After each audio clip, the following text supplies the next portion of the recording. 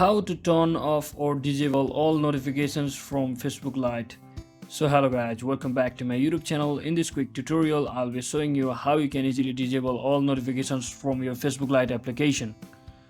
So if you are also annoyed by all the notifications that the Facebook Lite is providing to you on your device, which keeps more usage of your memory and make your device laggy, then what you can do is just head over to your settings, and inside your settings just search in for application, or you can also scroll down until you see this application options. So just simply tap on it and scroll all the way down until you find Facebook Lite. As you have to remember keep in mind that Facebook Lite starts with L, not F. So just click on this L, that is Facebook Lite, and from over here just click on this notifications options and just make sure you disable this option, which will automatically turn off or block all the notifications coming from this app.